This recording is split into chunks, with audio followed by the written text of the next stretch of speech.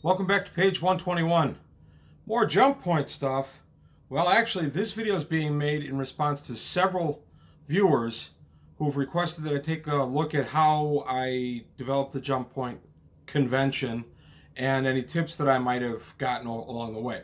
So really, this is just by way of answering a number of requests to just kind of give a tutorial on how I got this convention together. You see, I keep doing the air quote thing when I say convention. It wasn't a convention. We got together in the back of a game store. I called it a convention because I have aspirations that one day it will be. We met at Games Plus in Mount Prospect, as you're probably tired of hearing, and we met in the back room and played Traveler. The actual setup itself was easy. I drove up to Games Plus on a Saturday. I went in up to the guy at the counter and I said, can I talk to somebody about available gaming space for a future date? They said, sure. They went and got Floyd. By the way, Floyd was great to work with. Thank you, Floyd, again. And Floyd and I talked for about 15 minutes and said, yeah, sure. Let me check the calendar and I'll get you a date. And we worked out a couple of dates that would work for us. November 6th and November 13th were the two that we landed on. And he said, let me get some info and I'll contact you back. So I gave Floyd all my contact info, shopped in a great game store, and then went home. Floyd and I talked a little bit via email a couple of days later, and we agreed on November 6th, and that was when we held it. That part was easy. Floyd offered us up to 4 tables if we needed it. We needed 2, it turned out. Next time, let's need 4 or 5. But as far as the actual prep goes, that was the easy part. Now, let me back up a little bit. I had a few other venues in mind in case Games Plus, for whatever reason, wasn't able to accommodate us. One was my local library. I live about 2 miles from my local library. I was going to go to them. They have a very large meeting room, and I was just going to see if we could use that venue. Because we would have to kind of keep it down and couldn't just kind of laugh and enjoy ourselves, and if you saw my video on it, you saw we laughed pretty loud. That wasn't my first choice, but it was definitely a viable choice. And then the other choice I had was a local comic store / game store. It's about 15 miles from my house. The reason I ended up not going to that venue before Games Plus is that venue doesn't sell Traveler. They sell all kinds of role-playing stuff, but they don't sell Traveler. I really don't know why. So I thought, well, Games Plus sells Traveler. I'd like to support a store that sells Traveler. Not that I would want to support my other store, because I support it just fine. So I thought, okay, I'll give Games Plus the first right of first refusal. Games Plus came through for us, and Games Plus, by the way, has already invited us back for next year sometime. I'm looking for sometime in April. Increasingly, it's looking like it's going to be on a Sunday, unfortunately. I have one person who came there at JumpPoint this year and asked if we could move it to a Saturday, and I did inquire about that, but they have a lot of normal clubs that play on Saturdays at Games Plus, and there really just wouldn't be table space. So it does look like it will be in Sunday, sometime in April. I'm not going any further than that, at least another month or two, definitely after the holidays before I talk about it again. So then as far as prepping the game goes, I sat down and I wrote myself an outline of what we would and wouldn't be doing at the event. So I figured the first thing we would do is we would offer Traveler, Dying in Traveler character creation. I figured that would be a good way for all of us kind of break the ice, get to know each other a little bit, and that way if there were too many people for one game, but for whatever reason I couldn't get a second game going, it would give somebody something to do. That ended up not happening. Nobody really was interested in doing that. They all just wanted to play Traveler. I have hopes to do that at the next one, but everybody just wanted to sit down and play Traveler. So we did, and we decided, okay, there were 9 of us at one point, and we decided, okay, well, we'll keep it to me plus 9 players, and we'll just go that route. And then if we got any more players, we would split off. My son Adam would take the other side, and that's what happened. A couple of more guys came in. We split off. I ran, I think it was a total of 7, including me, 7 or 8, and Adam ran 5, including him. Now, as far as the adventure goes, I wrote an adventure. I called it A Milk Run to Matmos. And it was just about an ordinary delivery. You're on the planet for a week while your ship undergoes its ordinary maintenance, annual maintenance. and suddenly Matmos Downport, which is not in Imperial territory, is attacked by some rebels that want to take over the planet, and you have to get from point A to point B across the area under heavy howitzer fire and roving squads of bad guys and things like that. It was a lot of fun, and Adam ran the exact same game because he had never run Traveler before. We had decided that I would write the adventure for him no matter what, and then we decided to do a little social experiment to see how my group would respond to the task versus how his responded, and it was a lot of fun. My group was very methodical, very careful, avoiding fights, going forward 2x2s, very skilled. The other group decided to to loot a basically an RPG and rocket propelled grenades, and just kind of took the fight to the bad guys. So it was two completely different approaches that both had just absolute blast with it. So as far as the game prep goes, I wrote up the game and I did the background on Matmos, the planet and stuff, but I was already familiar with Matmos. I'd done some gaming in that. That's in District 268 in the Spinward Marches, by the way, all the way rimward.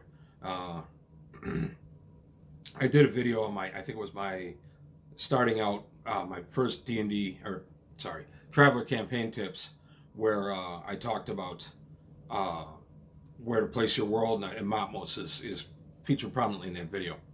So we had the world, we had the adventure, I had another event for us to do, and then the other thing that I was going to do was some kind of Traveler trivia. So I wrote up some notes for Traveler trivia, and I had a lot of the questions, and I even added some in my head on the ride up there. But again, it wasn't really anything we needed. The game itself went just fine.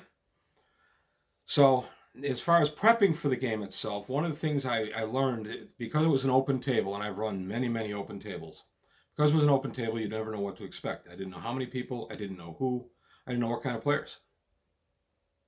I had prepared 7 characters for one for everybody playing at my table, and then another set of the same characters for Adam's table. When we got to 9 players, I just pulled out 2 of the characters and said, here you go, just change the names, you're different people. That worked out fine too, nobody cared. So Adam ran his game with his players, I ran my game with my players, and we had just a ton of fun. But the other thing was the table setup. I had a lot of cardboard buildings and the play mats and stuff. The play mats actually belonged to Games Plus. I have several game mats, but we decided not to bring those because Games Plus had some and we used theirs. And the cardboard buildings and such were from Ruinscapes for Drop Zone Commander, an old game. They're very hard to find now. I bought them at Adepticon years ago. And so we used those for some of the terrain because I use 3D terrain. And then the other thing I did was I took a ton of old HeroClix, checked to make sure they weren't worth anything, cut them off their bases with a razor, and glued them on new bases, and these became our figures. And I was going to sit and touch up the paint jobs and everything, and I thought, nah, why bother? Nobody's really going to care. And anyway, it was kind of fun to have shield agents on the table. We also use these for champions. This is actually a Reaper figure, I believe, that my friend Mike painted. So I just used a big bag of those as the characters, the science police guy, and we use those as the figures on the table. And if you saw the video, you saw we moved the figures around and things like that. The one rule I had going into this was I didn't want to bring anything I couldn't afford to lose. And by lose, I don't mean stolen by anybody there, because I wasn't expecting that. I meant lose as in pop being spilled on it, battered in the car on the ride up there, dropped off the table and broken, things like that. These guys, I really didn't care about this. I have a mammoth box of HeroClix out in my garage, and I just harvested what I wanted out of them. So I didn't care about these, plus they're really durable. The only other things I brought from home were my Traveler Game Master screen, which I love, by the way, and my 2022 core rulebook update, and my tablet. Adam used my tablet for the rules. He was more comfortable with the rules in the tablet form, and I kept the book. We actually, neither one of us referred to the rules much during the course of the game. So anything I brought I could replace is, I guess, what I'm really saying. I could replace this GM screen if I had to. I could replace this book if I had to. if I brought one of my old Traveler deck plans from GURPS or whatever, I could replace it, but it would have been very expensive. So I made the decision to keep everything basically expendable. If I lost it there, it might be bothersome and it might cost me some money, but at least it was stuff I knew I could replace. So that's probably the best advice I could give if you're going to run an event like this. Go ahead and be sure that whatever you have there, whatever you bring, is not something precious. I did not bring any of my old vintage Traveler lead figures or anything. I use those at the table here when we play, but I did not use those at the public event because, again, you don't know. Stuff gets knocked down. I found my glasses on the floor at one point. Somebody had a 3-pound bag of M&M peanut candies that got dropped and scattered all over the place. We all had a good laugh over that while we cleaned it up. So basically, just don't bring anything you can't replace. And then the next thing, the big thing is to have fun. You want to be sure you have fun, but you also want to be sure your players have fun. I tried to keep the mood very light. I did a brief introduction about who I was. One person who came in yelled, "Hey, page 121, what's your real name?" I thought that was wonderful. I did a brief intro who I was, who my sons were, and all the guys wearing the JumpPoint shirts were my other players, Craig and Roy. And I did a brief intro to who we were and what the plan for the day was. And then I took feedback if people wanted something a little different. And then the only other really thing I did was my son Pat had the idea. We made up little bookmarks for JumpPoint itself, and everybody who attended, I hope everybody who attended, got one of these. And it's just a little piece of paper, but it's a little bookmark with the JumpPoint logo on it. It was just something that we thought people might get a kick out of having, so that's why we did it.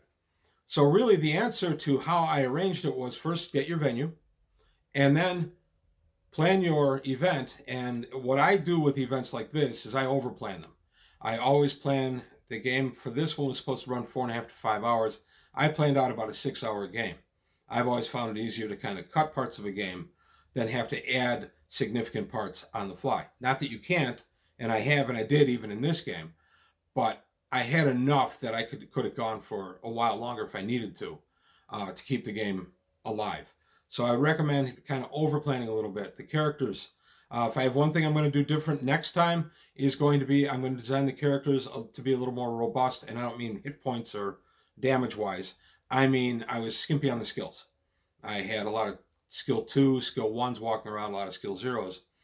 But because I made them with kind of an older Traveler mindset, they came out kind of like older Traveler characters, and I will change that going forward. The next characters will be Mongoose 2E, and I'm going to be a little freer with the skills, and I'm going to have a couple of 3 skills wandering around and stuff like that. By the way, right now the game I'm working for the next JumpPoint, one game that I'm working on is going to take place entirely aboard a starship in Jump, and the other is going to be taking place entirely on a planet. So I'm still working on both those. I'm not committing to either one of those, but that's what I'm working on now. My son Adam, for the next JumpPoint, has already said that he would be happy to run Gamma World. And Adam runs a great Gamma World game. I've never actually played an Adam's Gamma World game, but I have seen him GM it for his friends, and he runs a great game. So that's really it. That was it. As far as the planning goes, be ready to be there and in public, and just kind of make yourself available. As far as questions and answers, I answered a ton of questions I wasn't expecting about Traveler and about the game. And don't let that put you off either, because frankly, if I didn't know the answer to something, I don't know. And then we would look it up or whatever. And those are going to happen. You're not going to be able to answer every single thing. Anytime I've ever DM'd or GM'd any game, I've tried to know the rules, but I haven't known all the answers. That is one other thing I did in prep. I went through each character sheet, and every skill that the characters had, I went ahead and I read the skill again a day or two before the event. I like to have stuff fresh at top of mind, and that way I can quickly respond if somebody asks me what this does or that does, what's pilot give me and things like that. I can answer it because I've just reread it. So basically just prep. Don't be nervous about being out in front of a group of strangers. Who cares? You're going to run a good game or you're not going to run a good game. I'm an experienced GM. I run games a couple of times a year that just don't land. Either I'm not on my game, or my idea didn't go the way I thought, or it's just a low energy night. Everybody's had a rough week and nobody's really getting into the game, they happen. You can't let that put you off. Just go there, and if you have fun and you want to have fun, that'll translate, and the people that are coming to your event will feel the same way, and they'll have fun and want to have fun. So that's the best thing I can say. So basically, prepare, and if necessary, a little bit, not much, don't burn yourself out, but a little bit over prepare. Have your characters ready to go and know them well. Have your scenario. Know that I did do my scenario without my notes. I knew it so well by the time I'd written it and rewritten it, and then Adam and I went over it as well. I don't think I even referred to the sheet. And bring expendable only things you don't care if they get lost or broken. You don't want some irreplaceable thing getting ruined, and now that's ruined the whole day for you, and that will translate to your game. So don't bring anything you can't replace. And just be ready to have fun. We did not put any money into this, except my wife surprised us with the shirts and the banner I showed in the previous video. That was her surprise to all of us for doing this. My wife doesn't play Traveler. She prefers D&D, but she did support us with getting us the shirts and the banner. So that was the only money we put into it. Everything else, if we didn't get these, it would have been $0 invested. I had everything else. So that's another tip, I guess. Don't put a lot of money into it. The more money you put into it, the higher expectations. The higher expectations, the more disappointed you'll be if 3 guys show up. I was ready for only 3 guys to show up. I brought my regular D&D group, who also play Traveler with me, and we were ready. If it was just the 5 of us, we were going to sit down and play my game.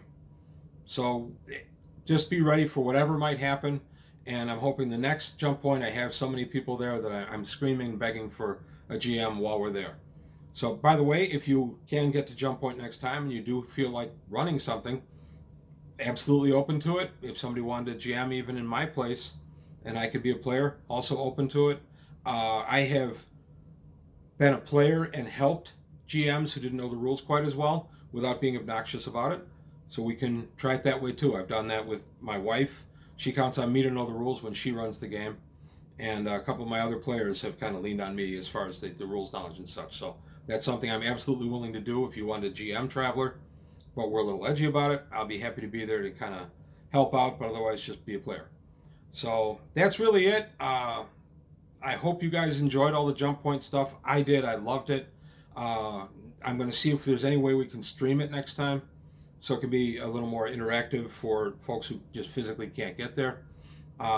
Some people have asked me if I'm going to do any kind of live event on online through Roll20 or any of the others, and the answer to that is I don't know yet, because I'm not that tech guy, although I'm starting to become that tech guy. I have no objections to that, and I would have the time to do it. It's just a matter of learning the tech and getting skilled at it. So I'm going to try to do that as we come into the holidays, and then maybe early next year, maybe I'll look to do an event here or there online, and when I do that, we can work out a sign up or however we want to do it.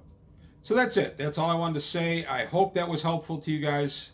Anybody who's planning on doing it, whatever you end up calling your convention, hey, more power to you. You know, next time we do this, I can't sell things at the actual convention, but I might try to do an actual raffle. Last time I just gave everybody, total I think 7 players, I gave everybody one of my old Traveler books.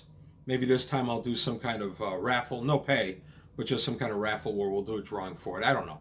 We haven't figured any of that out yet. So I will keep you in the loop on Jump Point. I don't expect to do any announcements on that until the new year. And that's really it. I want to thank you guys for your time. Thanks for watching. I hope any conventions you might be planning or going to attend are a lot of fun. And if you have any questions or comments, please leave them below. And I hope I covered everything you wanted to know. And I'll see you next time on page 121.